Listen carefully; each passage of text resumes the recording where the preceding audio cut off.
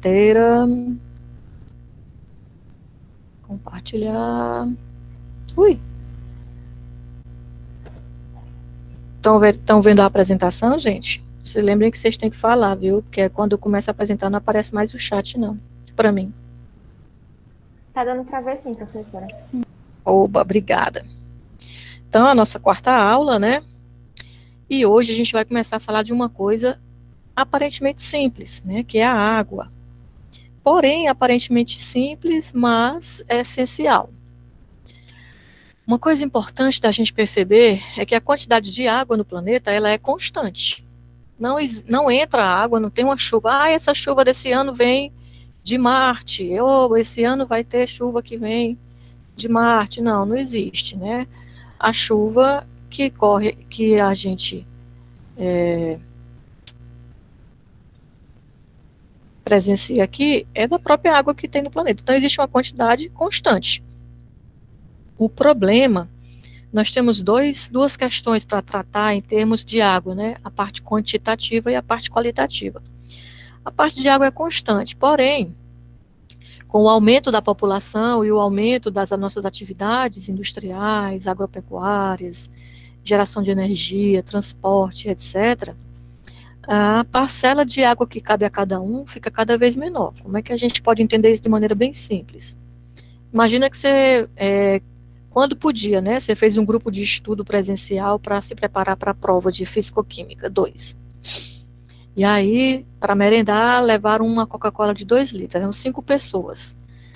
Uma Coca-Cola de 2 litros para 5 pessoas vai dar mais de um copo para cada uma. Só que vocês estavam lá estudando e passou mais 5 da turma de vocês e viram, o que vocês estão fazendo aí? Não, a gente está estudando aqui, fazendo a lista e tal. A gente também quer fazer junto e tal. A gente aprender mais. Não, pode vir. Então agora a Coca-Cola passou para 10 pessoas. Já não vai dar mais de um copo para cada um, vai dar menos de um copo para cada um. É o que tem acontecido, né? Se a quantidade de água é constante e a população aumenta, então vai ficar uma quantidade de água cada vez menor para cada pessoa.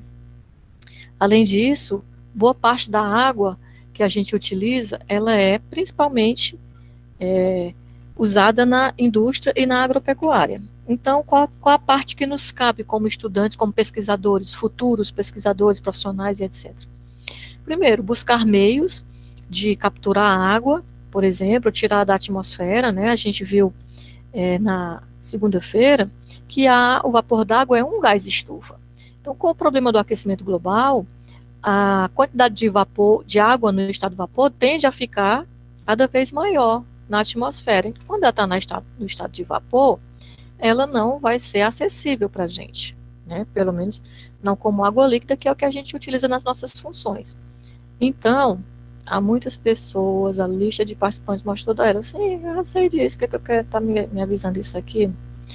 Então, a gente precisa buscar meios para tentar produzir, ou pelo menos retirar esse excesso de água no estado de vapor e transformar em água líquida. Eu falei até para vocês já de um documentário que eu vi na Netflix, mas eu não me lembro o nome e também não me lembrei de procurar, mas eu vou tentar me lembrar. A outra linha de trabalho é buscar processos que sejam mais limpos. Primeiro, que usem menos quantidade de água como solvente, então que desperdice menos água e que gere menos subproduto, que vai ser poluição. E isso vai afetar a questão da água em termos qualitativos, né? Além do problema quantitativo, a gente também tem um problema qualitativo de poluição. A gente tem aqui, ó, quando por exemplo, uma descarga de esgoto, como está sendo mostrado nessa figura, a gente classifica esse tipo de poluição pontual. É uma poluição ruim, mas é teoricamente mais fácil de contornar porque os gestores têm facilidade de identificar onde que está sendo o ponto de poluição, multar e exigir que quem está descartando, por exemplo, trate para que essa água ou esse esgoto, esse efluente, chegue ao corpo hídrico sem causar danos maiores. Mas existe também o tipo de poluição difusa, né, que às vezes, especialmente nas populações mais pobres, a gente encontra esse tipo de poluição jogada ao longo dos corpos hídricos, dos rios, dos açudes, no solo. E aí, aqui, gente, não é uma questão de preconceito social quando se fala das populações mais pobres. Não é porque eles são pobres, é justamente porque nas populações mais pobres os governos atuam menos, então existe menos educação, existe menos coleta, existe menos tratamento de esgoto, existe menos capacidade ou acesso à água tratada e a esgoto tratado, existe menos capacidade de pagar por esses serviços. Então, é também uma questão de governabilidade. Quando você ouvir alguém dizer assim, não quero falar sobre política não, porque isso não afeta a minha vida. Pelo amor de Deus, não pense assim e esclareça essa pessoa. Toda e qualquer política pública afeta a vida de todos nós.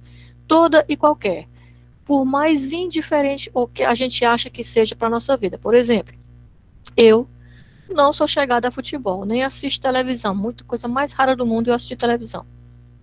Porém, se a gente, nesse momento, realiza um evento sul-americano, como estão tentando realizar aí a Copa América, ele vai trazer para o país ainda mais descontrole da pandemia. Nós estamos tentando nos vacinar para nos proteger, e aí vem um evento desse, em meio ao que os cientistas estão achando de terceira onda, mesmo não tendo público nos estádios, mas todas as delegações vêm, e são delegações numerosas, de vários países que a gente não tem noção também de como é que está o controle da pandemia. Então, é mais circulação do vírus, é mais um fator que pode descontrolar a pandemia. Então, toda e qualquer política, sim, ela afeta a vida da gente. É preciso que a gente entenda de política, é preciso que a gente entenda como votar, é preciso que a gente saiba pesquisar o que é que os candidatos têm como histórico, né, se eles historicamente estão ao lado de políticas que beneficiam o maior número de gente ou que beneficie só quem já é beneficiado. É importantíssimo que a gente entenda qual é o papel, por exemplo, de um vereador, de um deputado estadual, de um deputado federal, de um senador, porque quando a gente chega na época da eleição, todo mundo só fala na eleição majoritária, ou só fala no prefeito, ou só fala no governador, ou só fala no presidente. Porém, tanto o prefeito, quanto o governador, quanto o presidente, ele só vai poder fazer ou determinar políticas de acordo com o veto ou a aprovação da Câmara, tanto da Câmara de Vereadores, quanto da Câmara de Deputados estaduais, federais, Senado, e do Senado. Então, por exemplo, vamos supor que a gente tem um presidente que prefere beneficiar a parte já mais abastada da população.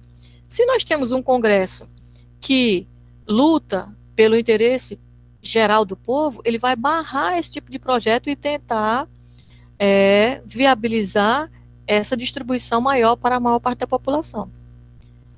Se nós temos um presidente que quer beneficiar a maior parte, mas que esse benefício traz também determinadas ações escusas, o Congresso tem a capacidade de barrar isso, dependendo desse Congresso. Então, é importantíssimo que a gente pesquise qual é a origem, qual é a ação desses candidatos para o Congresso, porque eles é que vão apoiar, vetar, se vender ou não para o presidente, ou para o governador, ou para o prefeito. É importante que a gente entenda como funciona a política para escolher melhor, tá? Então, evitar esse tipo de poluição aqui é muito mais difícil para qualquer gestor, porque você não consegue localizar e porque não é um problema pontual, é um problema que envolve várias vertentes, vertente educacional, vertente de saúde, vertente de acesso a serviços básicos, para falar o mínimo, tá? E aqui eu coloquei essa figura porque é uma poluição da qual quase não se fala, a tal da poluição térmica. Alguém já ouviu falar em poluição térmica?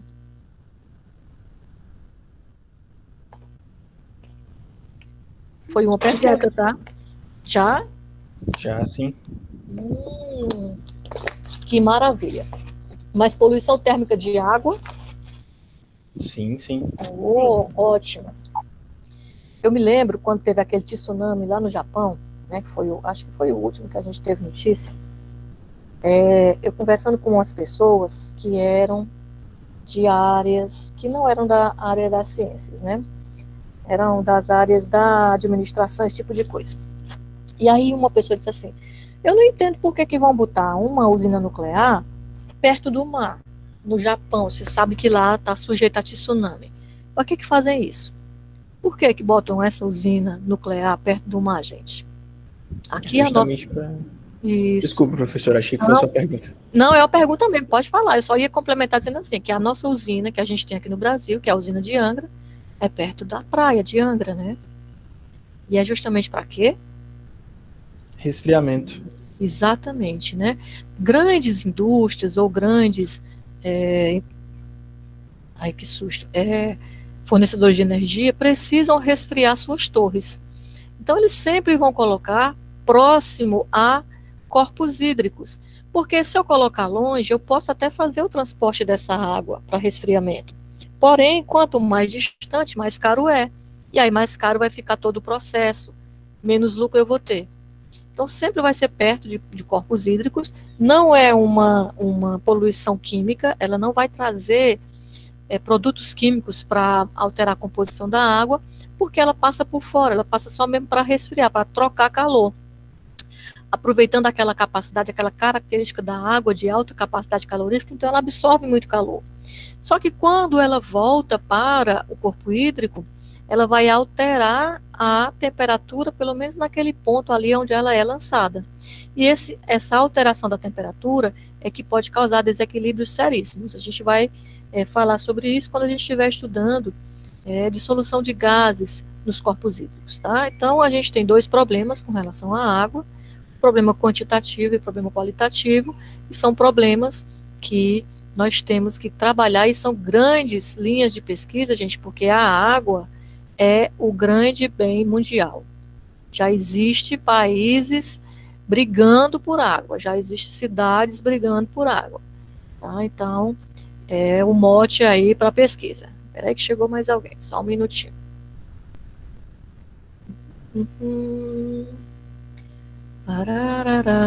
Pronto. Vamos lá. Continuar. Então, olha só, em termos de quantitativo, não mandei você passar. Apesar do nosso planeta ter muita água, e muita água no estado líquido, né? 3/4 do nosso planeta são os oceanos. De toda a água que a gente tem no planeta, opções de ponteiro, apenas aqui, ó, menos de 3% é água doce, que é a água que serve para a maioria das nossas funções, não só para consumo humano e desidrentação de animais, mas também para os processos industriais e agropecuários.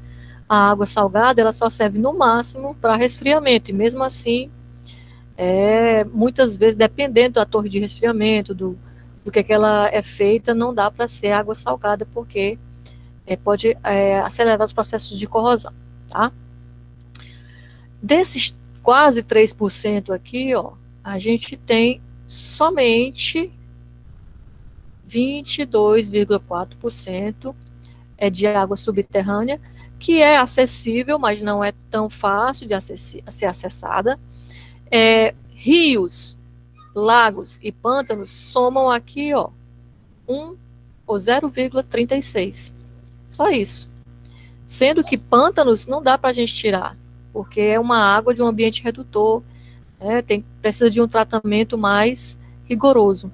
Então vejam que água superficial de acesso fácil para a gente é muito pouco. 77% está lá nas calotas polares, né? Já não é mais 77%, porque está tudo sendo derretido, uma grande parte, mas mesmo assim o maior quantitativo. Então a água mesmo, para ser acessível, é difícil. E aí por isso que eu falei para vocês, né? Ponto de pesquisa, como retirar essa água da atmosfera. Ó, a gente tem aqui uma quantidade de água boa na atmosfera. Com o aquecimento global, essa quantidade de água na atmosfera vai aumentar. Então, é uma fonte também interessante que a gente pode trabalhar. E métodos não só de despoluição, que são mais caros, como pensar novos métodos de produção que poluam menos e que consumam menos. Sairão, no final das contas, mais baratos, não só em termos economicamente, mas também em termos ambientais. Então, por falar da água, é uma molécula que a gente estuda desde sempre, né? Eu acho que qualquer pessoa, ou pelo menos a maioria das pessoas que a gente conhece, se a gente perguntar qual é a fórmula da água, todo mundo diz H2O. Puxa, super conhecida. Agora, determinados detalhes são importantes em termos ambientais, né? Os físicos, né, tem aquela história de procurar a partícula de Deus. Aprendi com a professora Helena e gosto de falar, né, que a água é a molécula de Deus, pelo menos para o planeta Terra, tá? É uma moléculazinha que, apesar de pequena, né, só 3 átomos, 2 deles são o menor átomo que a gente tem, né, H2O, uma molécula leve, só 18 mols por litro, desculpa, 18 gramas por mol, 3 átomos, toda torta, né, porque era para ser um tetraedro, mas falta 2 átomos ali para formar o tetraedro, e aí ela fica com uma estrutura angular, né, em vez de 109 graus, só tem 104, e justamente por faltar esses 2 átomos, a gente tem aqui, ó, 2 pares de elétrons desemparelhados, com um dos elementos mais eletronegativos da tabela, ligado ao elemento mais eletropositivo, ou um dos elementos mais eletropositivos. Isso faz com que haja uma grande diferença de polaridade, ou seja, tem um grande momento dipolar, uma alta constante dielétrica, e isso traz características para a água que são essenciais para dar ao nosso planeta e às formas de vida que aqui se desenvolveram a característica que tem. A gente vai ver que tudo que a gente vive aqui, tudo que a gente vê, é dependente dessas características da água, tá? É justamente por ter essa diferença aqui de eletronegatividade grande que a água, apesar de ser pequenininha, forma as tais das pontes de hidrogênio, que são interações moleculares fortíssimas, tá? Esse fato dessa alta constante dielétrica também, por conta dessa diferença de eletronegatividade entre os seus átomos, é que possibilita a solubilização e a dissociação da maioria das substâncias que a gente conhece, pelo menos as naturais, né? E faz também com que seja possível o transporte dos nutrientes para os autótrofos, que são os produtores, ou seja, aquele pessoal que está lá no meio abiótico vai ser sugado pelas raízes dos produtores ou liberado pelas suas folhas no processo de evapotranspiração, sempre levando a água como veículo. E aí começa a base da cadeia alimentar. Os produtores produzem não só alimento, mas também oxigênio para a nossa atmosfera, e a gente vai depois, consumidores primários, se alimentar desses produtores, consumidores secundários e assim por diante. Então a base começa aí. A água é extremamente importante também para esses processos que a gente viu que ocorre lá nos chamados ciclos biogeoquímicos, tá? Essas interações moleculares que a gente viu, né, as pontes de hidrogênio, elas são responsáveis, primeiro, para que a água no nosso planeta consiga ocorrer nos 3 estados. Olha só, se não existissem as pontes de hidrogênio, se a água fosse, por exemplo, como o CO2, que é linear, o ponto de fusão da água seria a menos 90 graus, e o ponto de ebulição, menos 68 graus. Isso quer dizer o quê? Que na temperatura ambiente a qual a gente vive, temperatura média global é em torno de 15 graus positivos, toda a água do planeta seria no estado vapor. Vocês imaginam como seria esse planeta se toda a água que existisse aqui fosse no estado vapor? O que é que vocês pensam disso? Como é que seria? Imaginem aí, como é que seria?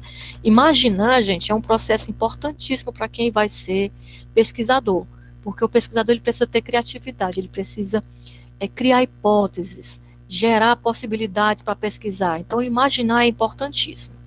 Imaginem como é que seria a cara do planeta e as formas de vida que seriam desenvolvidas aqui se a água não tivesse as pontes de hidrogênio. Se alguém quiser me contar o que imaginou, eu gostaria de ouvir. Eu acho que seria bem quente, né? Bem quente, muito quente, né? Porque ele é também um gás estufa, né? Muito bem. Então, a temperatura a gente já sabe que seria bem quente. As formas de vida. Será que mudava alguma coisa? Esse é um monte de balãozinho. Um monte de balãozinho, né? Porque se a gente é 75% de água, nós seríamos 75% de gás. A única vantagem é que ninguém ia achar que a gente era gordo, né? Porque todo mundo já era redondinho, né? Então ninguém ficava dizendo, o fulano é gordo, fulano é magro. Não, tá todo mundo redondinho flutuando, né? Se locomover, teoricamente, seria mais rápido, né? Não sei se seria mais fácil, como é que a gente ia direcionar para onde a gente iria se locomover, né? Então, tudo que a gente vê no planeta hoje depende dessas formas, dessas características da água, né? Observem como seria realmente tudo muito diferente. Aqui, gente, ó, a gente tem algumas propriedades da água que são importantes, que só são possíveis por conta dessas pontes de hidrogênio. Uma outra característica interessante é justamente por conta daquele ângulo fixo de 104,5 graus, aliado a essas pontes de hidrogênio, a água, quando sai do estado líquido para o estado sólido, ela forma uma espécie, olha, parece um anel benzênico, né?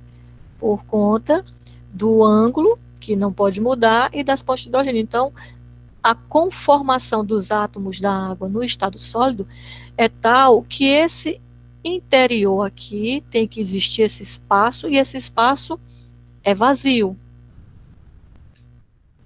Então, se ele é vazio, é como se a água expandisse. Por isso que se a gente botar uma garrafa d'água muito cheia no congelador, fechar e deixar lá, ela explode, porque a água expande quando chega no estado sólido.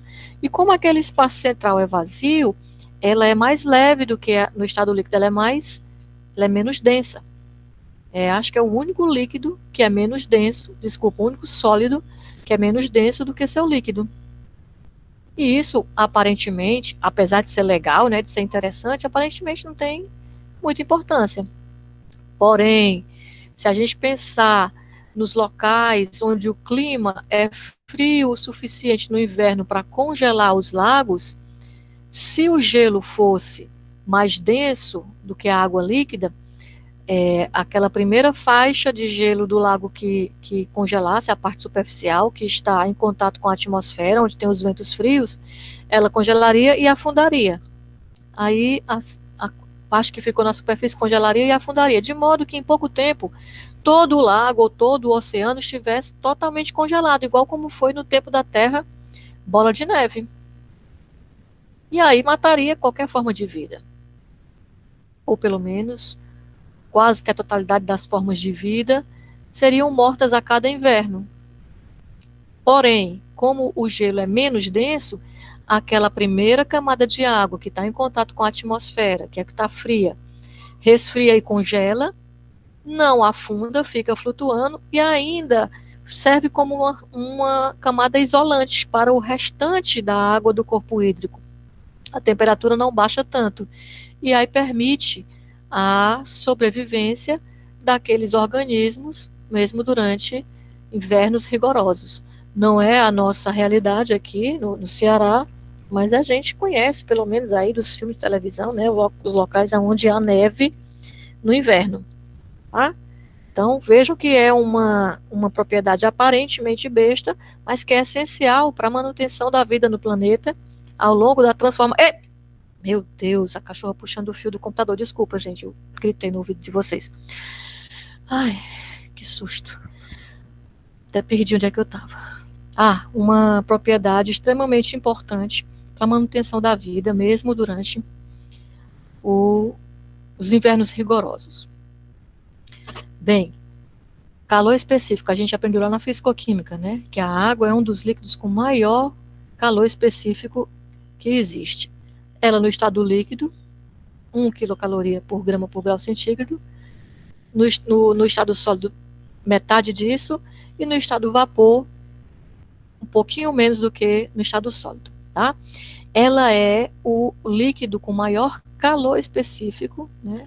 com exceção da amônia. Só a amônia líquida tem um calor específico maior do que a água, e a água no estado sólido, o gelo, tem um maior calor específico entre todos os sólidos.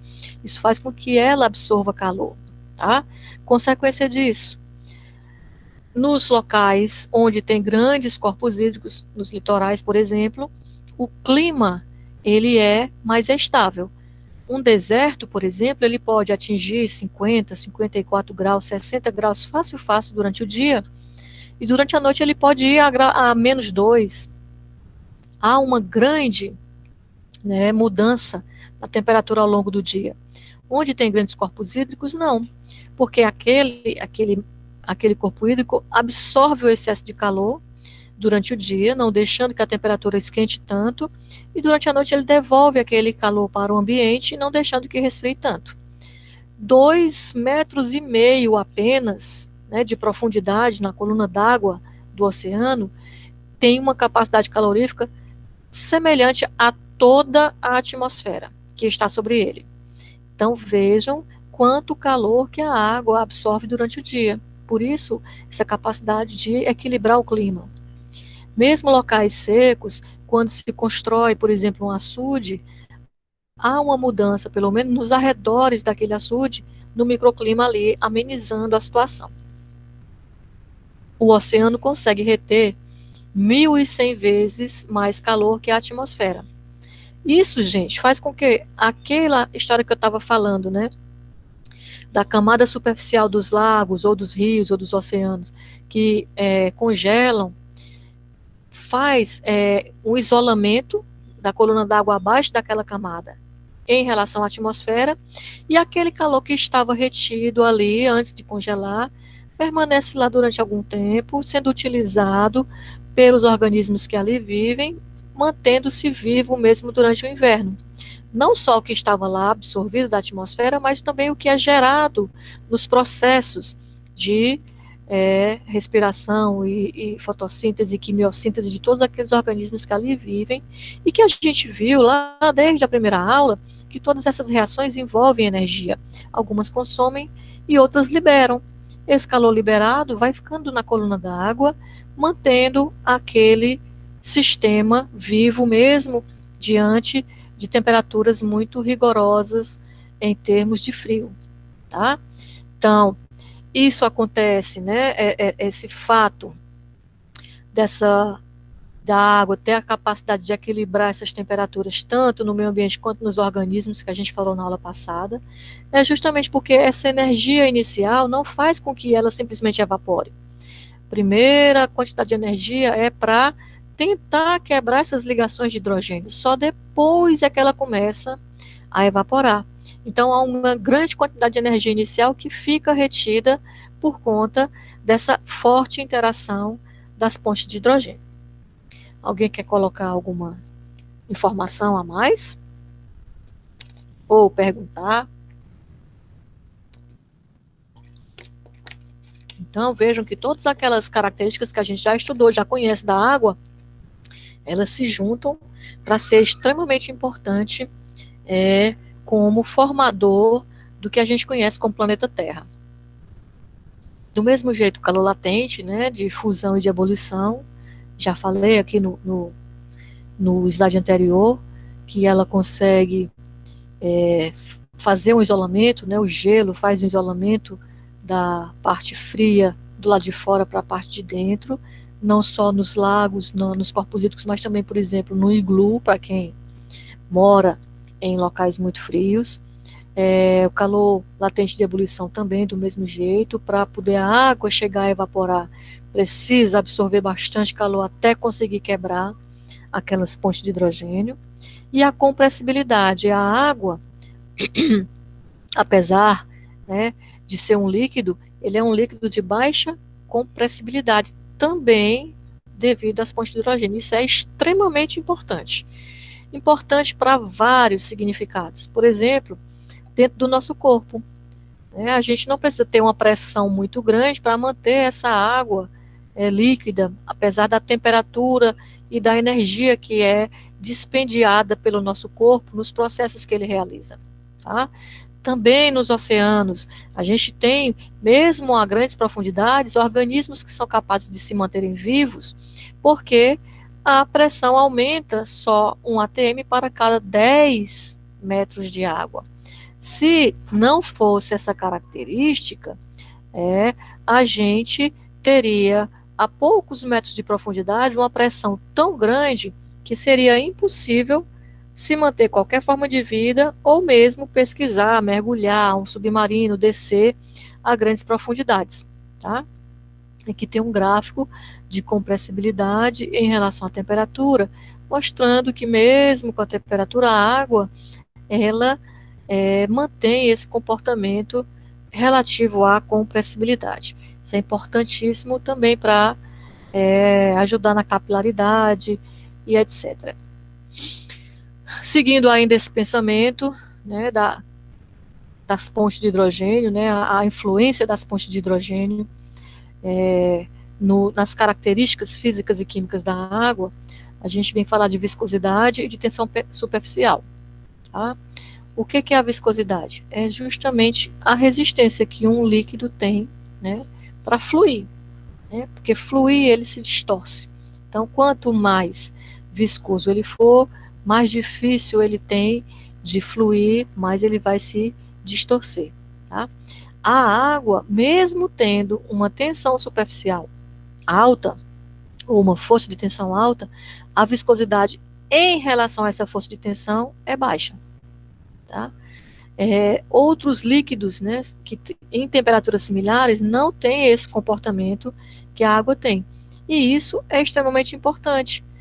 De novo, para que o sangue, por exemplo, nas nossas veias consiga correr de maneira tranquila e levar gases e nutrientes a todas as nossas células, as trocas celulares, as excreções de todos os seres vivos, é possível também a essa baixa viscosidade da água, essa relativa baixa viscosidade da água. O fato da água subir por capilaridade pelas raízes das plantas, levando também água a todo o organismo, é também devido a isso, tá? Em termos de tensão superficial, ela é alta, mais do que deveria ser se ela não tivesse essas pontes de hidrogênio, tá? Por quê? Porque a tensão superficial a gente pode compreendê-la como sendo a força necessária para romper a superfície de um líquido. Se as moléculas estão ligadas umas às outras por uma força intermolecular grande, então eu vou precisar de mais energia para romper.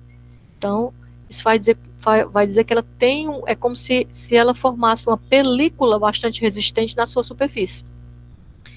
E isso faz com que, por exemplo, um nadador consiga flutuar mais facilmente e deslizar também mais facilmente se a água não tivesse essas características. É também importante na questão da durabilidade de gotas e de bolhas. Lembra que gotas de chuva, se elas não tivessem a força suficiente para se manterem, elas nem chegariam ao solo, elas se romperiam nesse trajeto de nuvens até o solo e voltaria para o estado do vapor. Então, a gente teria muito menos precipitação do que o que a gente tem. E em termos de bolha, é importante para manter ou para segurar o oxigênio dissolvido dentro dos corpos hídricos. Né? Os organismos que não são produtores, por exemplo, peixes, crustáceos, alguns corais, que não sejam produtores, que não sejam fotossintetizantes ou quimiosintetizantes, eles são consumidores. Então, eles respiram e eles precisam de oxigênio. Não é o oxigênio da molécula da água. Se fosse o oxigênio da molécula da água, H2O, você respira, né, faria ali uma eletrólise, tiraria aquele oxigênio e viraria H2. Então, não teria mais água na Terra, já teria virado tudo H2. Na realidade, o oxigênio disponível para eles respirarem é esse que se dissolve e que fica aprisionado naquele corpo hídrico por conta dessa tensão superficial. No caso da água do mar, os sais fazem com que essa tensão superficial ainda seja maior. E aí aprisiona mais oxigênio, faz mais bolinha, por isso que tem aquela espuma no movimento da água do mar, que não tem nos corpos de água doce, por exemplo. Tá? Então, são características que ambientalmente são extremamente importantes. A água, gente, ela forma o maior organismo que existe no planeta, que são os oceanos. Os oceanos são organismos, a gente não chama de corpo reator, não, eles são grandes organismos, grandes reatores, né, funcionam como grandes organismos, né, tem todo um processo de ciclo bioquímico, mantém todo o processo de ciclo bioquímico lá, né, e tem extremas funções outras que beneficiam a todos nós que aqui vivemos. Então, primeira coisa, contém 97% de toda a água do planeta. É também uma fonte de água, de repente, produzir um meio que seja mais barato e menos nocivo de extrair a água do oceano, né, água salgada e transformar em água doce, é uma linha de pesquisa muito interessante. Tá? Já existe, professora, já existe a osmose reversa, existe a osmose reversa, já não é mais tão cara quanto há 10 anos atrás, mas ainda tem um grande problema que é o que se faz com o que se chama de concentrado, né, que é o que sobra, um pouco de líquido com extrema quantidade de sal. Devolve para o oceano. Só que se eu devolver uma água muito, muito, muito salgada, uma água muito concentrada em sais, ela vai ter uma densidade maior. Então, ela não vai se misturar facilmente com aquela água que já está lá no oceano. Ela vai afundar e vai levar características diferentes para aqueles organismos que vivem lá naquela porção do oceano. E isso pode trazer problemas sérios para todos aqueles organismos, tá? Então, gente, às vezes o problema não é tão simples assim. A gente tem que aprender a pensar sistemicamente. Eu vou resolver esse problema com essa solução aqui, mas será que essa solução não vai gerar outro problema? Então, vamos pensar o processo como um todo. É o princípio da química verde. Você pensa desde o projeto até o descarte final. E tenta solucionar os problemas para que ele seja o menos destrutivo possível. É óbvio, eles cobrem a maior parte da superfície terrestre e impulsionam o ciclo hidrológico, né? Ele é o reservatório do ciclo hidrológico, né? A água recebe toda essa energia solar que chega e parte dela evapora e vem precipitar nos continentes, gerando os corpos de água doce, né? Alimentando esses corpos. Todo o ciclo hidrológico depende dos oceanos também. Eles determinam o clima por conta das trocas energéticas. Vocês devem ter aprendido lá no ensino fundamental ainda que o gás mais quente, ele é mais leve do que o mais frio. Então, quando a água passa o dia recebendo esse calor e é suficiente para quebrar essas pontes de hidrogênio e eles viram vapor, esse calor que ela continua absorvendo, já que a água no estado de vapor ainda tem uma capacidade calorífica relativamente elevada, faz com que esse vento possa ficar cada vez mais leve, esse ar, esse vapor, e subir e se movimentar. Então, gerar aí as trocas energéticas, as correntes atmosféricas e determinar todo o clima do planeta, né? Forma um enorme coletor solar e a gente pode classificar os corpos de água salina, ou seja, os oceanos, em hipersalinos ou hipossalinos. Apesar, gente, de pontualmente a gente vê algumas diferenças, por exemplo, o Mar Morto, o Mar Vermelho tem salinidades altíssimas e alguns estuários e baías têm salinidades menores, a média dos oceanos é entre 33 e 37 unidades de salinidade. Ela se mantém relativamente constante, tá? E lá nos oceanos a gente vai encontrar em maior abundância elementos que a gente não encontra na costa terrestre e vice-versa. Por que isso? Se lembram lá no começo do semestre que eu pedi para vocês assistirem aquele documentário de formação do planeta? Então, muitos bilhões de anos atrás, não existia água no planeta e a temperatura era tão quente que não existia também solo sólido, ou seja, não existia litosfera, era só rocha derretida, era lava. Quando a temperatura resfriou de tal forma que foi possível começar a chover, Esses elementos mais solúveis, que são aqueles que vocês aprenderam lá na analítica 1, naquela tabelinha de solubilidade, todos os elementos do grupo 1A e os nitratos são solúveis, né? E os mais pesados, o cálcio, o magnésio e o estrôncio do grupo 2A também são solúveis. Então, observem que quando essa água, né, começou a precipitar e formar os primeiros corpos hídricos, ela solubilizou aquele pessoal que estava lá. Solubilizou sódio, solubilizou potássio, solubilizou magnésio, cálcio, né? E os ânions que estavam também ligados àqueles minérios. Parte veio também nos cometas, né, dos meteoros que bateram aqui no planeta, e aquele pessoal que era menos solúvel, ferro, silício, alumínio, foi solidificando. Então, o que tem mais na costa terrestre é o que tem menos nos oceanos e vice-versa, por conta, em outros, ou em primeira instância desse processo, tá? Não só esse, mas principalmente na formação inicial dos oceanos por esse processo. A composição das águas dos oceanos, né, a gente viu aqui no slide anterior, que eu posso encontrar em algum lugar uma salinidade de 36, em outro lugar uma salinidade de 37. Por que essa variação? Bem, ela pode ser alterada pelo ciclo hidrológico. Aonde há uma maior quantidade de precipitação de água, a água é solvente, se cai mais água ali, a concentração da solução diminui, né? Então, por dissolução, aonde um rio chega e deságua bem na foz, tem uma grande quantidade de água doce chegando, há também ali uma dissolução, uma diluição. Então, a salinidade naquele ponto ali deve ser um pouco menor, né, pelo processo de mistura. Apesar disso, né, se a gente levar em conta a média geral, as proporções se mantêm constantes. Mesmo os rios, todo dia, chegando e desaguando no mar, e trazendo alguma pequena quantidade de sais dissolvidos pela lixiviação do solo no qual ele corre, ou por as próprias ações antrópicas, né, que jogam os esgotos e poluentes lá, apesar dessa entrada, né, dos processos antrópicos e de processos naturais, há também processos de saída. Aquela grande quantidade de íons metálicos lá pode sedimentar, pode precipitar com ânions que chegam principalmente das águas doces dos rios, né, traz muita matéria orgânica, e também processos biológicos sendo incorporados pela produtividade primária, de tal modo que a proporção até hoje é mais ou menos constante.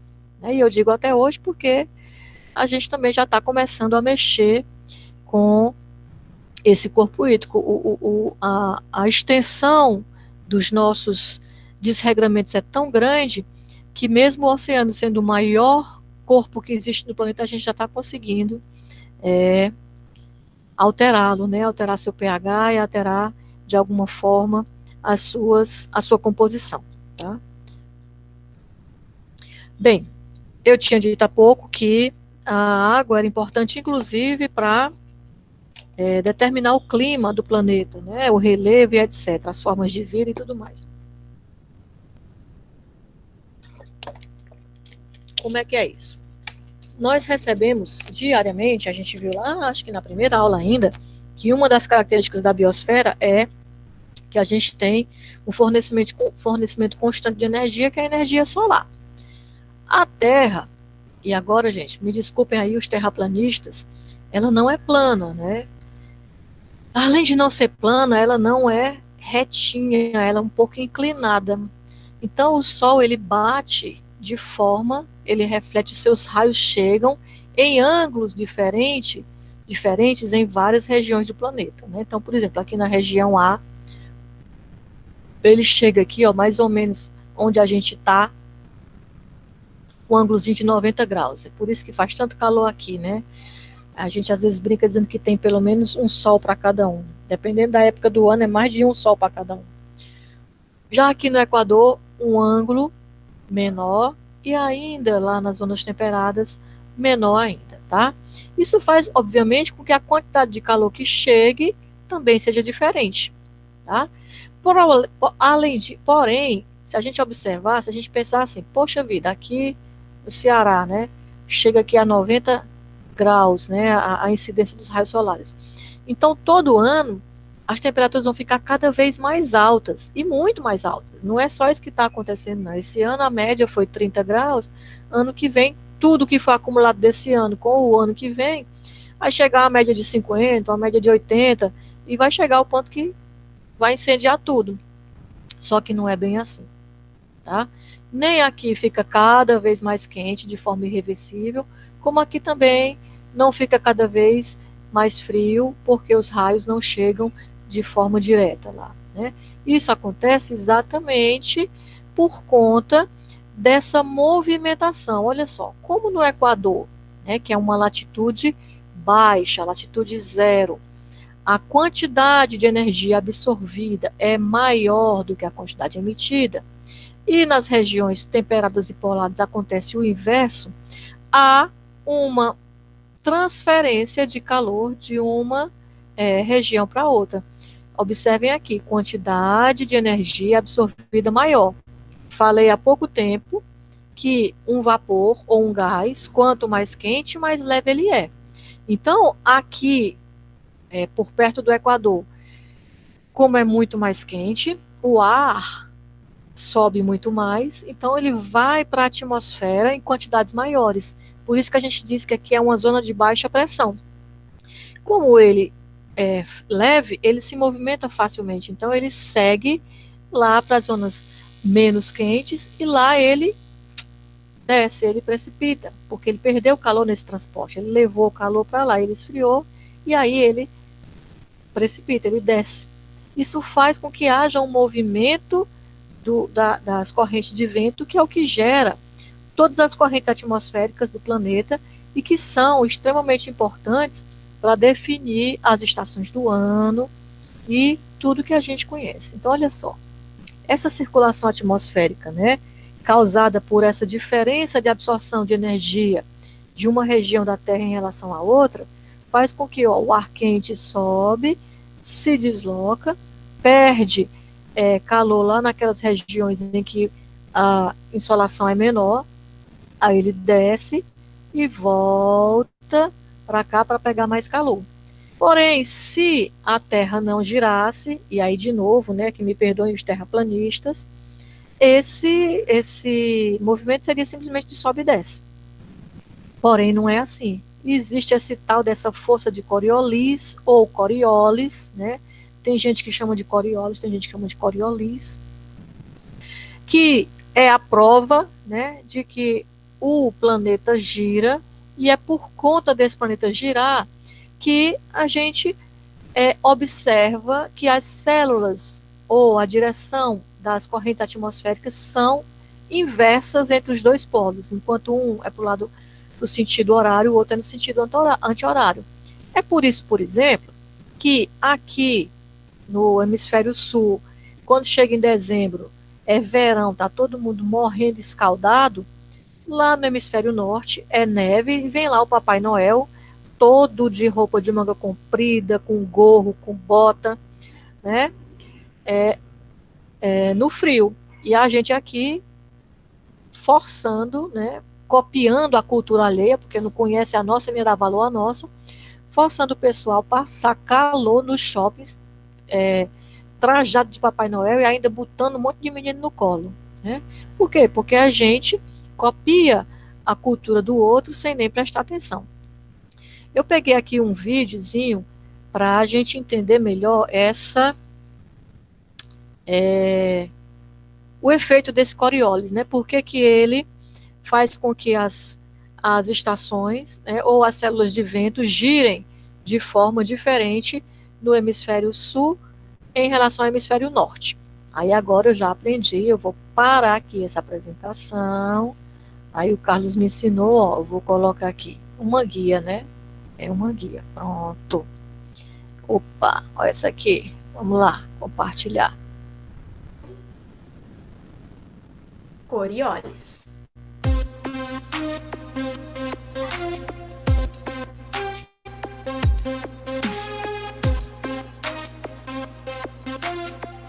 Você já parou para se perguntar por que a água, quando desce pelo ralo, ela desce no sentido horário?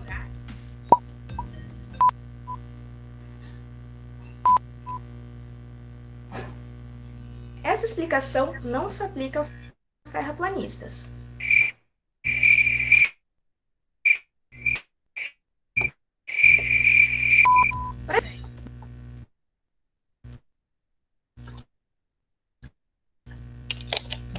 Gente, isso aí é a internet, viu? Mas vai já, vai dar certo, vamos ter fé.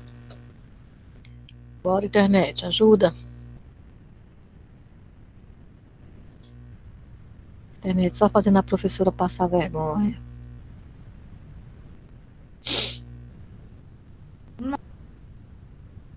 Norte.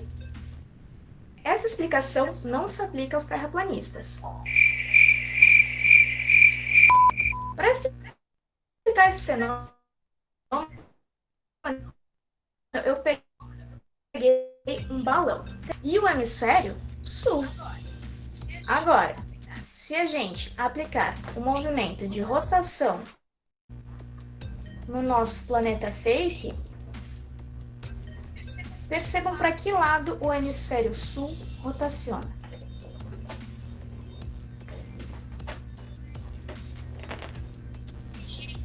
Ele gira em sentido horário, enquanto o hemisfério norte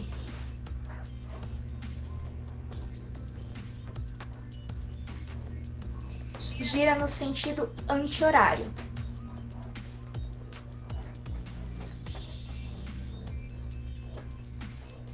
Em momento algum eu parei de rodar esse balão.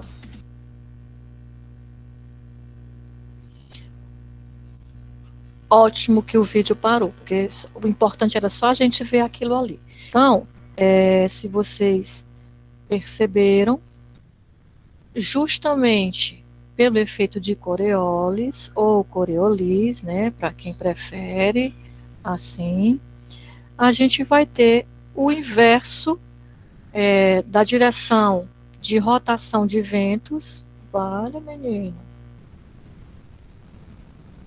entre o hemisfério norte e o hemisfério sul.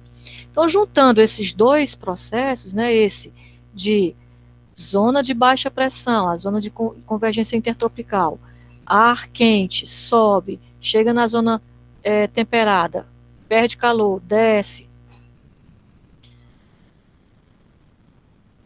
Oh, negócio sem futuro, viu? Desce, chega aqui, absorve calor novamente, sobe, vai se gerar o chamada célula de Hadley, uma célula de vento, no sentido, no hemisfério norte e no sentido oposto no hemisfério sul. Então, a gente tem ventos alísios de nordeste no hemisfério norte e vento alísio de sudeste no hemisfério sul. Entre a zona temperada e a zona polar, há de novo aqui uma diferença de temperatura. Então, esse mesmo processo. Aqui, apesar de ser menos quente do que o Equador, é mais quente do que essa zona aqui. Então, a mesma coisa, né? Vai haver a formação de outra célula, que é a célula de Ferrel e a célula polar. Então, a gente tem 3 células de vento que distribuem, né, através do movimento atmosférico, essa energia pelo planeta. Né? Então, o balanço energético faz com que o calor aqui do Equador vá se distribuindo até os polos e, resfriado por lá, volte para pegar mais calor, fazendo com que haja uma distribuição de calor em torno de 10 a 20% por todo o planeta. Tá? Aqui tem um outro vídeo que ele explica bem direitinho esse processo, coloca inclusive, um cara lá do Amazonas, e aí ele mostra as nuvens se formando na zona de convergência de intertropical. Eu não vou nem tentar, porque vocês viram que a internet não está contribuindo. Como eu vou colocar o slide lá no SIGA, quando terminar a nossa aula, aí se vocês se interessarem, vocês assistem, tá certo? Além dessa circulação atmosférica, essa quantidade de calor que os oceanos absorvem também geram a circulação oceânica. E a gente tem 2 tipos de circulação oceânica, a circulação horizontal e a circulação vertical. A circulação horizontal ela é formada pelo atrito entre a água superficial, as camadas mais da superfície do oceano, e o vento que está sendo movimentado pelas células lá que a gente acabou de falar, células de Hadley, Ferrell e as células polares. E aí a gente tem basicamente 3 tipos de grandes correntes horizontais. As correntes equatoriais, que são aquelas formadas pelos ventos alísios, tanto o vento alísio de Nordeste quanto o vento alísio de Sudeste, porque estão aqui pertinho do Equador. Então, são correntes equatoriais, elas vêm, quando elas encontram os continentes, ela não tem como passar. Então, ela bate e volta. Quando ela volta, a gente denomina de contracorrente equatorial. E existe a corrente que circunda os polos, que são as correntes circumpolar. Então, do mesmo jeito que leva calor pela atmosfera, leva calor também pelos oceanos. Essas correntezinhas aqui vermelhas são as correntes equatoriais, que levam calor, aí chega lá perto dos polos, perde o calor, a água vem fria de volta, até conseguir calor novamente e formar. Eu vou ver se a gente consegue ver esse vídeo aqui, porque ele é muito lindinho. E a gente consegue ver perfeitamente essas correntes se formando. Vamos ver se vai dar certo. Vamos ver se a internet vai cooperar, tá? Vamos torcer, todo mundo rezando aí, gente, por favor. É esse aqui.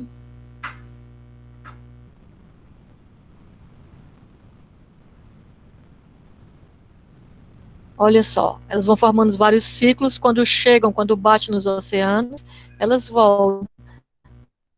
Aqui a Austrália. Daqui a pouco ele vai mostrar as correntes equatoriais e contra-equatorial. Então, essas massas de água se movimentando o tempo todo em todo o oceano vão levando não só calor, mas também nutrientes, né, de um ponto a outro do planeta.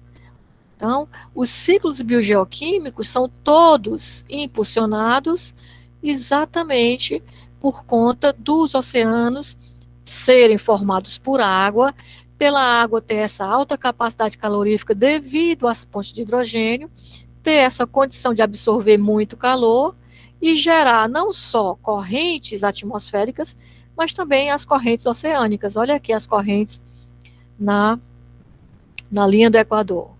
Coisa mais linda de se ver, né? Elas, tanto as que vão quanto as que voltam, a corrente equatorial e a contracorrente equatorial, fazendo todo esse movimento. Vocês têm noção de quanto movimento, de quanta energia, de quanta matéria é movimentada por dia nesse grande organismo que são os oceanos, essa grande massa, né, de água, esse grande coletor de energia?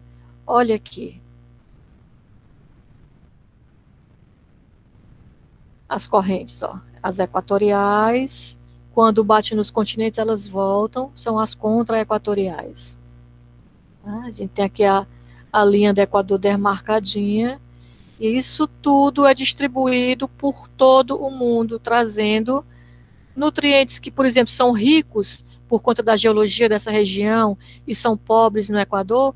Essas correntes trazem de um ponto a outro do planeta. Então, o oceano é um organismo vivo e com uma grande... Oi, meu amor. A senhora está apresentando? Não está aparecendo, não, é? Oh, mico danado, né? Não sei se pode ser minha internet. Não, pode ser não, porque ninguém falou. Deixa eu ver aqui. O que é que ele está fazendo? É porque... Aqui não está aparecendo. Vai aparecer agora. Vai aparecer agora, peraí, é porque eu fui para outro canto. Deixa eu ver aqui, correntes marinhas. É porque ele quer que eu vá por aqui. Eu fui direto para a aba. Vocês vão me dizer agora se está aparecendo, tá? Aí quando eu faço como ele quer, ele fica bem lento. Está aparecendo agora? Ainda não, professor. Ainda não. Olha, pois espera aí. Não é possível compartilhar a sua tela. Ocorreu um erro. Ai, que lindo, né? Agora que tu vem me dizer um negócio desse. Vamos lá, de novo. Uma guia. Lá. Cadê? E agora ele tirou o vídeo daqui. Vamos lá. Eu quero é compartilhar. Deixa eu pegar esse. Só um minuto, gente. Deixa eu pegar aqui a URL. Vem cá, menino. Vai dar certo. Devagarinho a gente consegue. Tchim, tchim, tchim, tchim. Deixa eu colocar aqui. Colar e acessar. Aí, agora eu tenho que vir para cá. Lá e vem as propagandas.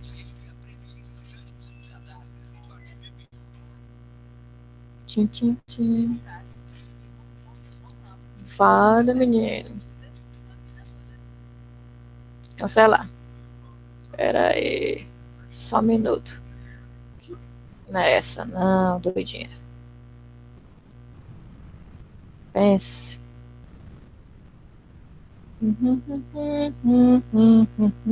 Daqui para amanhã vai dar certo, gente. Fé em Deus. É essa? É não. Pronto, pronto. Não quer ir não, deixa. Essa aqui. Oh, meu pai do céu. A gente passa amanhã fazendo um negócio desse para prestar. Aí quando chega na hora, não presta, né? Era tão bom se prestasse. Mas vamos lá. Vamos voltar. Um dia eu aprendo, vai dar certo. Devagarinho a gente chega lá. Muito bem. O vídeo que tem aqui, gente, é uma animação da NASA mostrando todas as correntes que correm, né, pelo oceano, levando energia e matéria nutriente para todo o planeta. Se vocês puderem ver, não deixem, porque é lindo demais. Vocês vão se apaixonar pelo oceano, se é que já não são. Então, essas correntes que a gente estava falando ali, corrente equatorial, corrente contra-equatorial e corrente circumpolar ártica, são correntes superficiais. Elas carregam principalmente energia. Claro que carregam também matéria, mas principalmente energia. Por que energia? Porque elas são correntes superficiais. Lembra que eu falei que elas são formadas pelo atrito do vento com as camadas superficiais do oceano. E lembram que quando a gente estava lá falando da capacidade calorífica da água, desculpa, a gente disse que 2,5 metros de profundidade na água tem capacidade calorífica semelhante a toda a atmosfera sobre o oceano. Então, toda essa energia que está acumulada ali, nesses 2,5 metros, e mais alguma, que esse vento consegue arrastar uma profundidade um pouco maior da coluna d'água, é distribuída por todo o planeta. Junto com ela, qualquer sal e qualquer matéria orgânica, qualquer nutriente que esteja dissolvido naquela parte de água, tá? Mas existe também as chamadas circulações verticais, são 2 tipos principalmente, a chamada ressurgência e a circulação termoalina. Aqui nesse slide, a gente vai começar a falar da circulação termoalina. Olha só, o nome já diz tudo, ó. Ela é termo, ou seja, ela depende da temperatura, e ela é alina. Esse alina vem dos haletos. Por que os haletos? Especialmente o cloreto, que é a espécie ou o íon de maior concentração na água do mar, que tem mais é cloreto. Então, a temperatura junto com essa concentração de salinidade vai influenciar na densidade. Então, ó, a água vem quentinha aqui do Equador, pela a corrente equatorial, e se dispersa, né, vai até os polos. Quando chegar lá no polo, a água é muito fria, porque aquela insolação, né, os raios solares batem lá num ângulo muito pequeno. Então, a quantidade de calor que deixa lá é muito pequena. Então, quando chega lá, essa água tende a congelar, formar icebergs. Só que congela é a água. Os sais não congelam, né? Os pontos de fusão dos sais são temperaturas diferentes. Então, eles não congelam. Eles ficam solúveis. Solúveis em quê? Naquela pequena porção ou na quantidade que ficou líquida. Então, se eu tinha aqui uma bacia com água, e nessa bacia com água eu coloquei uma colher de sal, metade da água eu congelei, aquela outra metade que ficou ainda no estado líquido vai dissolver todo aquele sal, ou seja, ela concentrou essa solução que ainda está no estado líquido, ela está mais concentrada em sais. Se ela está mais concentrada, ela é mais densa. Se ela é mais densa, a tendência dela é descer, é afundar. Como a gente aprendeu lá na física, que dois corpos não ocupam o mesmo lugar no espaço, quando essa água superficial fria, né, extremamente densa por conta do aumento da salinidade, afunda, ela desloca águas que estejam profundas para a superfície. As águas profundas, elas são mais ricas em nutrientes. Quando a gente for estudar biogeoquímica dos oceanos, a gente vai entender isso. Nós estamos estudando agora, basicamente, os efeitos físicos. Nós estamos falando só de temperatura, de energia. Depois a gente vai falar de efeitos químicos e mais na frente também um pouquinho de efeitos biológicos, características, né, químicas e biológicas dos oceanos. Então, essa água fria é extremamente densa, afunda e traz para a superfície águas com maior quantidade de nutrientes. Aí aquelas correntes que estão acontecendo o tempo todo, as correntes horizontais, por conta do vento, vão arrastar e distribuir esses nutrientes para todos os lugares. Então, olha só, aqui no Equador tem mais calor, tem menos nutriente. Lá nos polos tem menos calor, tem mais nutrientes. Essas duas correntes, corrente horizontal e corrente vertical termoalina, se coadunam para distribuir calor do Equador para os polos e distribuir nutrientes dos polos para o Equador. Obviamente, passando tanto energia quanto nutriente pelas zonas temperadas, e faz com que tudo seja distribuído para todo mundo. O oceano, ele é extremamente democrático. Tudo que ele tem, ele distribui ao longo de todo o planeta. Se vocês puderem ver o vídeo das correntes, que é o que eu tentei passar anteriormente, vocês vão ficar encantados de como esse fenômeno é lindo e como ele é maravilhoso e como a gente deveria aprender com isso. A gente não tem que acumular, porque a gente não vai levar nada. A gente teria que trabalhar para que todos também tivessem acesso a tudo. Todos nós, em pé de igualdade, tendo acesso a condições de vida dignas, a alimento, a saúde, a educação. Seríamos todos muito mais felizes. E não teríamos tanta violência, então não precisaríamos ter medo de perder aquilo que estamos tentando acumular. Tá? A natureza tem muito a nos ensinar, de todas as formas. Talvez por isso que a gente a destrua tão ferrenhamente, porque a gente não quer aprender essas lições. Outro fenômeno que a gente fala, né, de circulação vertical é a ressurgência. A ressurgência, ela se dá em coadunação com um processo que a gente chama de espiral de Ekman. Então, vamos lá. Processo de Coriolis coaduna com a captação de energia nos oceanos para gerar toda a circulação atmosférica. Essa circulação atmosférica coaduna com a superfície dos oceanos para gerar a circulação horizontal. Processo de mudança de densidade e de salinidade por conta da temperatura coaduna com as correntes horizontais para formar a corrente vertical chamada termoalina, distribuição de energia e distribuição de nutrientes. E aí, mais um processo que se junta a esse processo de circulação horizontal, circulação atmosférica, espiral de Ekman, para um outro tipo de circulação vertical, que é a ressurgência. Vamos lá. Olha só. A ressurgência, ela tem em determinados ângulos a mesma característica da termoalina. Que característica é essa? Águas de superfície afundam, deslocam para a superfície águas profundas. Águas profundas são ricas em nutrientes. Qual é a diferença?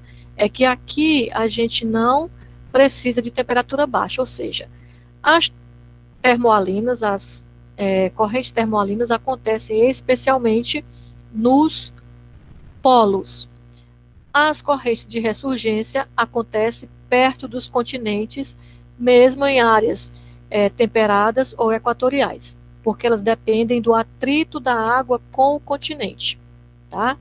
Então, como é que é isso? O Ekman foi um cara que percebeu que, apesar do vento, né, se deslocar ou tocar a água, atritar a superfície marinha numa determinada direção, a água não corre naquela mesma direção do vento.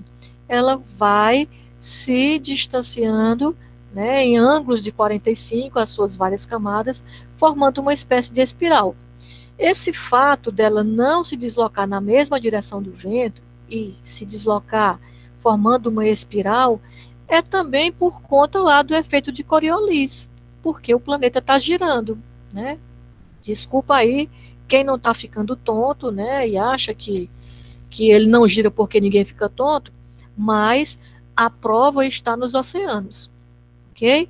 Então, o vento ele vai arrastando a água da superfície e vai deslocando camadas mais profundas nessa espiral. Até esse processo ele atua até mais ou menos uma profundidade de 100 metros da coluna d'água.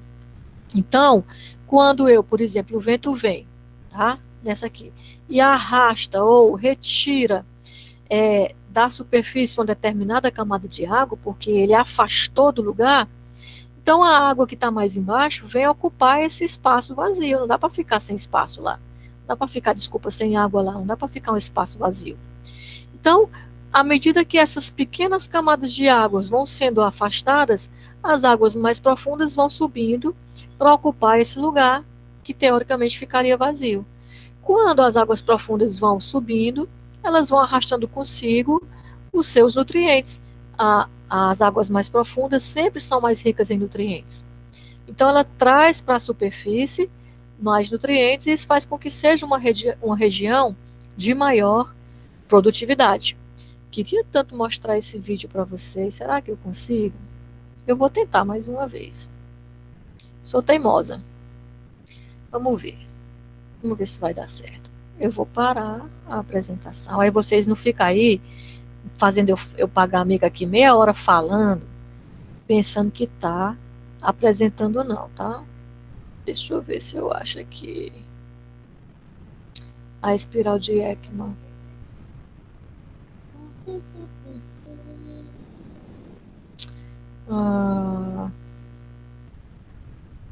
Tá mais nem aqui a guia. Eu queria... Deixa eu cancelar aqui.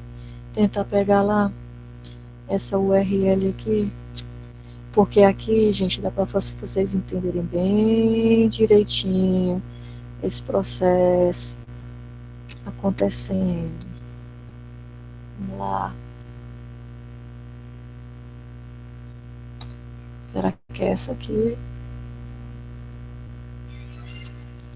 Tô esperando aqui só para ver se é essa mesmo, porque tá passando essas propagandinhas velha chata.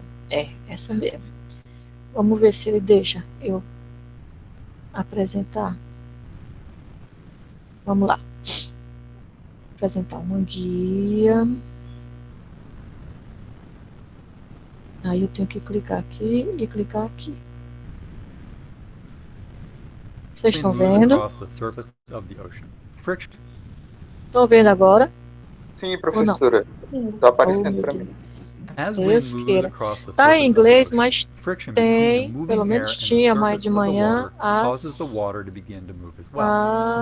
legendas. E agora não tem. Rapaz, pense. Eu vou te contar. Não é brinquedo, não. Olha, ainda tá com as legendas em inglês. Eita, Lele. Legenda. Traduzir automaticamente. Vamos ver se ele consegue. A gente passa a manhã preparando essas porcarias. Para quando chegar na hora, acontecer um negócio desse. Estão vendo? Friction between the moving air and the surface of the water causes the water to begin to move as well. This transfer of energy through friction is how wind causes surface currents. Once water at the surface begins to move, some of the energy gets transferred to deeper layers, allowing water movement to penetrate to depths of 50 to 100 meters. The details of how water behaves as energy from wind moves from the surface to depth was first investigated by Walfrid Ekman in 1905. He was given the idea to investigate surface currents by the Arctic explorer Fridtjof Nansen. While on an expedition, Nansen noticed that wind-blown sea ice did not move in the same direction as the wind. Instead, it moved 20 to 40 degrees to the right of the wind. He correctly speculated that this was due to the influence of Earth's rotation. Ekman took Nansen's idea and built a mathematical model to explain it.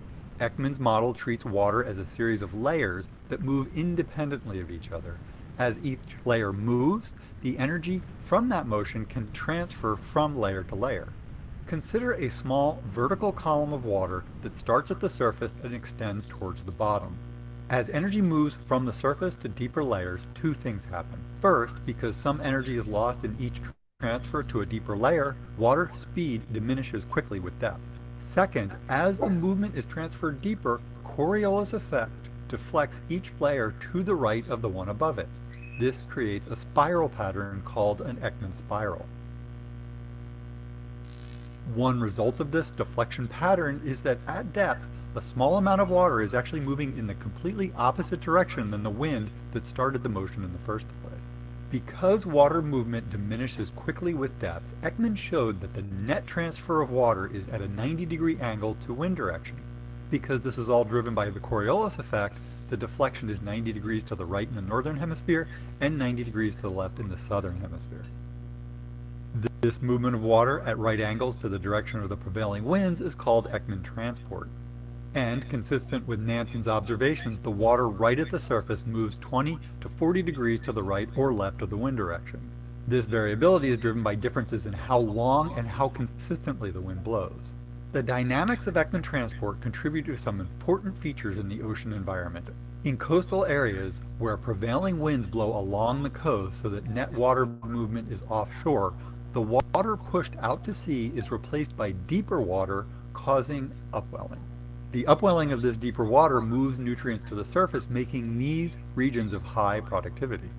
Wind blowing in the opposite direction pushes surface water towards the coast. As water piles up at the shore, it is forced down, creating downwelling. The concentration of relatively nutrient-poor surface water makes these regions less productive. Ekman-driven up and downwelling are not limited to coastal environments. In the open ocean, trade winds also cause Ekman transport. Along the equator, prevailing winds blow from east to west. This causes water to move away from the equator in both the northern and southern hemispheres, creating a region of diverging currents that lowers the water level right at the equator, causing deeper water to upwell. In mid-latitudes around 30 degrees north and south, where prevailing winds transition from easterly to westerly, water piles up as the easterly and westerly winds drive surface currents towards each other. This convergence causes downwelling. Just like along the coast, upwelling along the equator brings nutrient-rich water to the surface, stimulating primary productivity. The piling up of water at mid-latitudes contribute to the formation of gyres that circulate water in these areas. If you found this video helpful, please consider sharing it and giving it a thumbs up. Feel free to comment with any questions or suggestions, and if you want to keep up with the content here at Science Primer, click the subscribe button. Thank you for... Olha aí, até que enfim deu certo, hein? Então, entenderam como é que o processo da espiral de Ekman produz o tal que eles chamam aí de uplink, né? Ei, lá vem de novo. Oh, papai do céu, pronto.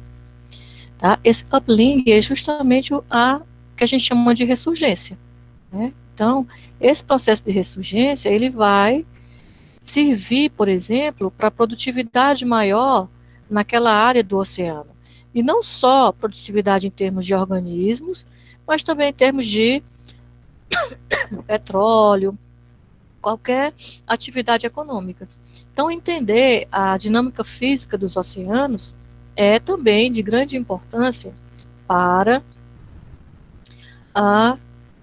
as atividades que a gente tem. Eu queria ainda tentar, se vocês não acharem ruim, tiverem um pouquinho de paciência, colocar aquele vídeo lá das correntes, porque, nossa senhora, me emociono toda vida que eu vejo esse vídeo. Deixa eu só tentar aqui mais uma vezinha.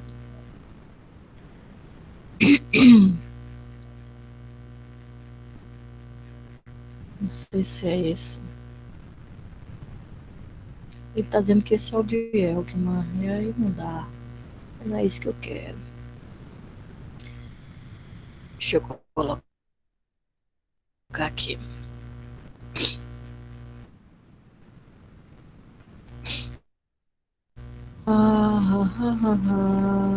É equatorial. Ai, gente. Será que eu cliquei a URL errada? Tudo indica. Mas eu vou corrigir e colocar para vocês. Aquele lá é muito lindo. Mas, como eu não estou achando aqui, eu vou pelo menos mostrar esse aqui. Vamos lá. Eu vou apresentar um para a gente entender ou pelo menos tentar, né, a corrente termoalina, tá? Ele também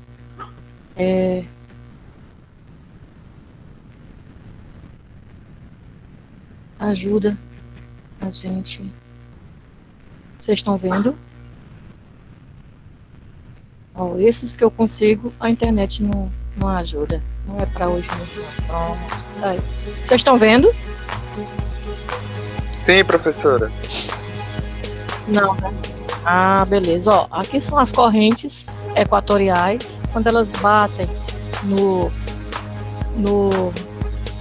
continente, elas tendem a voltar. Aqui, gente, ó, se vocês observarem, eles estão fazendo, é muito, digamos assim, sutil, mas eles vão fazer a animação da correntezinha vindo e descendo, né? Então aqui, quando chega nos polos, ela afunda. Essa é a corrente termoalina. Ó, veja que a corrente aqui, ó, a setinha está descendo e voltando lá por baixo, né? Então aqui é o que eles chamam de a corrente termoalina. Como chegou aqui nos polos, parte da água congelou, a água que não congelou ficou mais concentrada em sais, ela fica mais densa, então ela afunda, e essa água que estava na profundidade sobe para a superfície, trazendo os nutrientes e, ó, sendo aqui distribuída para o resto do planeta, né? Ou seja, para as zonas temperadas e zonas equatoriais. Então, essas duas correntes, tanto a corrente termoalina quanto a corrente vertical, ou a ressurgência, são as responsáveis para distribuir massa, distribuir nutrientes, distribuir elementos químicos que vão participar dos ciclos biogeoquímicos. E as correntes superficiais, em coadunação com as correntes atmosféricas, são aquelas responsáveis por distribuir energia para todo o planeta. As reações biogeoquímicas precisam de energia para acontecer.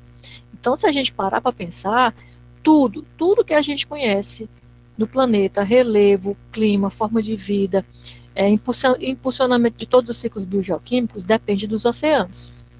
Nós, nas nossas ações antrópicas, já mudamos a atmosfera e já estamos também mudando os oceanos.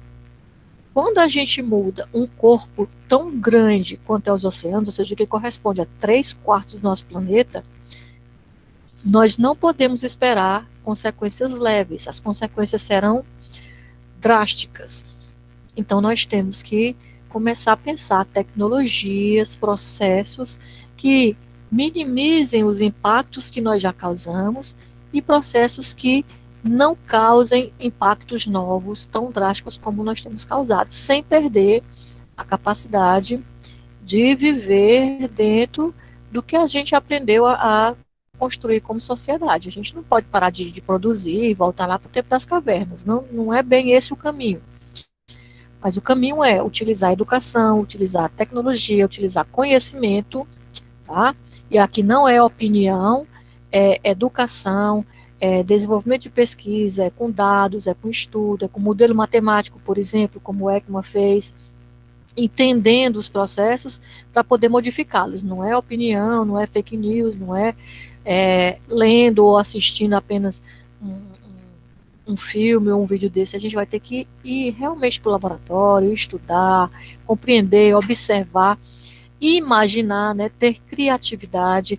Infelizmente, o nosso sistema de ensino, ele não estimula a criatividade na gente.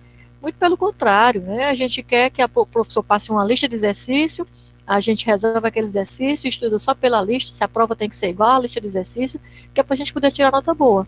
A gente não estimula pensar, questionar, raciocinar. Tem professor que nem gosta quando o aluno começa a perguntar muito, né? Eu já ouvi professor dizendo que não é o Google, né? Que o aluno procura. Não é bem assim. Questionar, gente, é um pressuposto do método científico. Como é que você vai criar uma teoria se você observou uma coisa e você não pensou a respeito dela e não questionou quais são as características daquele objeto que você está observando, para que ele serve, como que você pode modificá-lo, quais são as consequências? Questionar é extremamente importante. Não questionar por questionar, só para ser chato e para brigar, não, mas questionar no sentido profundo da pesquisa. O pesquisador é um questionador, é um curioso, é um criativo. Então, vamos usar essa criatividade, tá? Não para estar agredindo ninguém, ou para estar fazendo chacota, ou para estar só passando tempo, não. Mas para produzir soluções que vão beneficiar a nós mesmos. Esse é o caminho que a gente tem que seguir como um todo. Né? Conversar mais, explicar melhor, tentar, né, mostrar que opinião é diferente de estudo. Opinião é uma coisa importante, mas se ela não tiver um embasamento, ela perde o valor científico. Para ter valor científico, tem que ter embasamento. Para ter embasamento, tem que ter dado, tem que ter pesquisa. É isso que a gente tem que começar a entender e a produzir. Esse era o assunto que a gente tinha para a aula de hoje. Vocês têm adições, né, sugestões, dúvidas para melhorar a nossa aula?